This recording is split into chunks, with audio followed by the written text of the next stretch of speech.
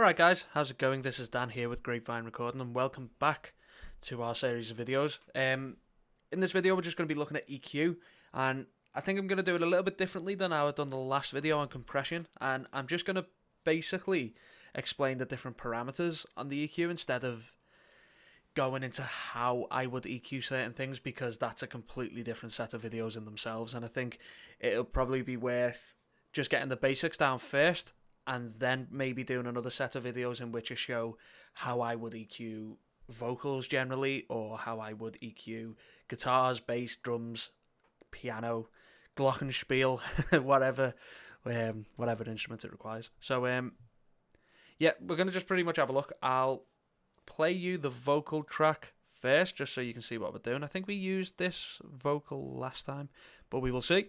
It is this one.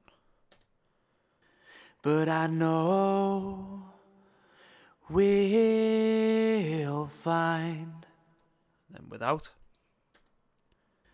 But I know we'll find.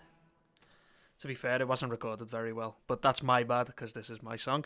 But yeah, the different parameters that we've got. This is obviously I think it's a 7-band EQ. 1, 2, 3, 4, 5, 6. Yeah, 7-band EQ from the Pro Tools collection, and it's pretty straightforward. A lot of EQs pretty much generally work off this design, and the good thing is that we get a nice little graph explaining what's happening. So first of all, we've got our input and output sections, which have got a handy little phase inverse on the top, but because it's a mono source, it's not that important. First of all, we've got our filter section, which is here, and what this is a high pass and low pass filter section. So as you can see here, this is a high pass filter, so you can turn that on and off there, and then you've got your low pass filter up there. But I'm not using a low pass filter at all on this. Pretty much the name kind of suggests what it does. A high pass filter, just you set a frequency threshold limit. So mine is at 120 hertz, which is where this little white dot is, and it pretty much slopes at a 12 decibel per octave slope from there down. You can change that here if you want like a more dramatic one, or if you want a gentle roll off, you can use that. I've pretty much done that just to get rid of any unwanted rumbles or microphone like floor noises, like that really low frequency stuff that can kind of play havoc with compressors and stuff. So we don't need it, we can just get rid of it. How I would determine that is if we listen to everything, but I know, and then pretty much all I do is just sweep it. So obviously if you put it somewhere stupid, but I know we'll find a little place.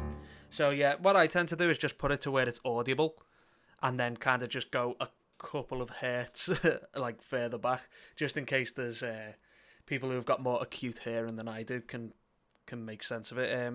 It's usually just to where it sounds right. That's kind of the most important thing. On these filters, we've either got a bell EQ or a low shelf. Pretty much all that is yeah, let me turn this off. If we have this engaged at 100 hertz, it just lowers it down like that. So it doesn't actually cut everything off, it just lowers everything beneath that threshold by a certain limit.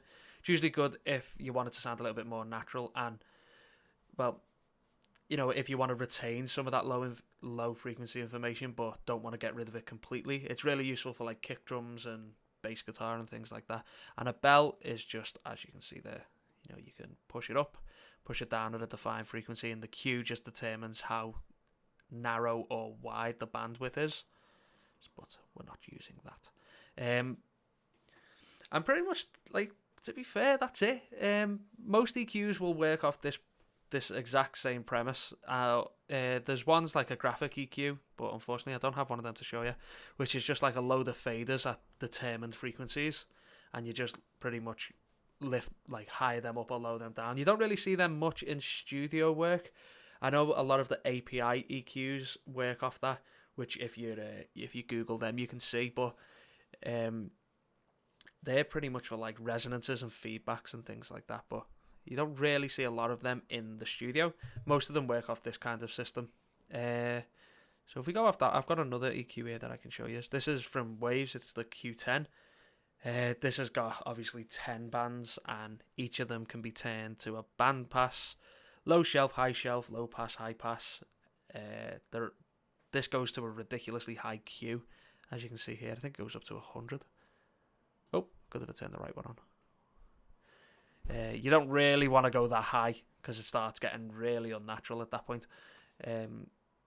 But that's pretty much it. I can go into further details in future videos, but I thought I'd give just a very, very, very vague overview of a lot of these controls and what they are.